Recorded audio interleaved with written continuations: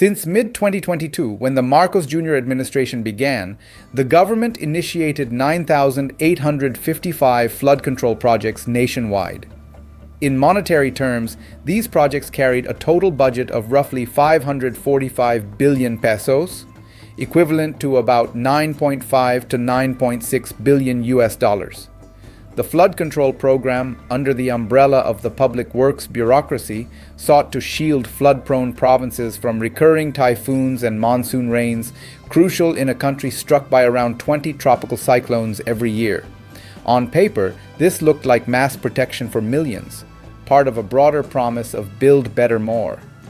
In reality, or what should have been reality, the infrastructure that was supposed to shield communities often didn't exist, was left unfinished, or was built so poorly that it was effectively useless. In many municipalities, residents reported that floods worsened despite paperwork claiming new dikes and drainage systems had already been constructed. The government's own audits and investigations, initiated after widespread outcry, began peeling back layers of systematic fraud and mismanagement. More than 6,021 out of the 9,855 projects, roughly 61.1%, failed to specify even the type of structure that was ostensibly built, whether it was a dike, revetment, spillway, or any other flood control infrastructure. In many cases, different projects, sometimes in different locations, were recorded with identical contract costs, the same contractors, and the same specifications, casting serious doubt on whether any physical works were ever implemented. Auditors noted that some completed projects had no coordinates, no inspection reports, and no engineering plans, suggesting they existed only on paper.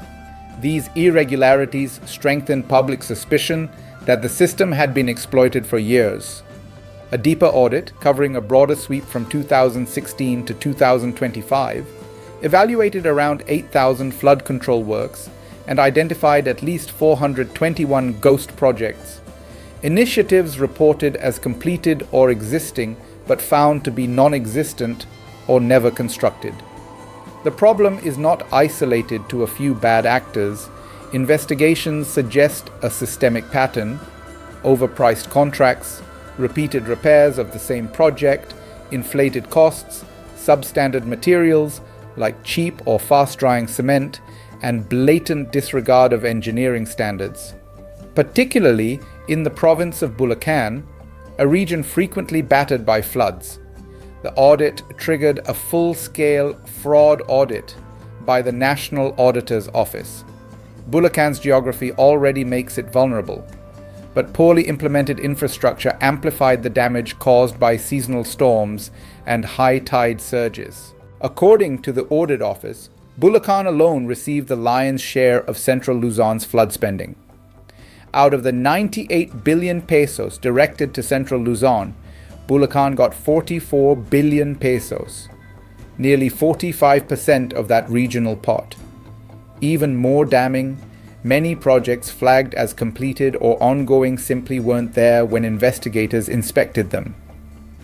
In some cases, locals submitted photographs of flooded streets or collapsed houses in areas supposedly protected by newly built dikes and drainage works, prompting hundreds of citizen complaints via a public portal. Investigations indicate that a narrow group of contractors received a disproportionate share of the flood control contracts. Just 15 contractors allegedly cornered as much as 100 billion pesos worth, roughly 20% of the total flood control budget under Marcos Jr., even though their capacity in some cases seemed grossly inadequate. Some firms reportedly operated from small rented offices with minimal staff. One contractor, for instance, reportedly had a paid-up capital of only 250,000 pesos, but was awarded multi-billion peso flood control contracts. According to the country's finance leadership, government losses due to corruption in flood projects between 2023 and 2025 alone may run between 42.3 billion pesos and 118.5 billion pesos, depending on the estimates of funds siphoned through negligence, overpricing, or outright fraud. In simpler terms, up to 70% of the flood control budget may have been lost to graft and mismanagement instead of being used to build life-saving infrastructure. Several high-ranking officials in the implementing agency, the Department of Public Works and Highways, DPWH, have been implicated. Some engineers and bureaucrats are accused of conspiring with contractors, using substandard materials, approving fake bills of quantity, and certifying non-existent works as completed. This scandal has unfolded in a country already battered by cyclic floods and storms, but instead of protection, many communities were left more vulnerable than before. Despite the massive spending, floods continue to wreak havoc. After several tropical cyclones and heavy rain events in 2025, thousands of families were displaced and dozens lost their lives, even in areas where flood control works were supposedly completed. Economists warn that the failure of these projects undermines broader economic growth. Instead of directing funds to health, education, and infrastructure that builds human capital, billions were siphoned off, enriching a few while leaving millions exposed to climate risk. In practical terms, people living in flood-prone regions, from small villages to urban poor neighborhoods, remain deprived of proper flood protection.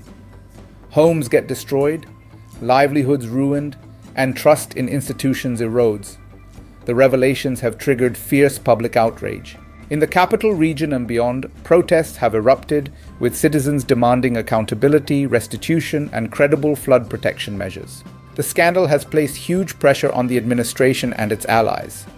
Critics argue the flood control racket is among the largest corruption scandals in the Philippines' history, rivaling previous large-scale graft cases. In response, the government has attempted damage control. It launched an online database and reporting portal for all flood control projects, purportedly to enable public scrutiny.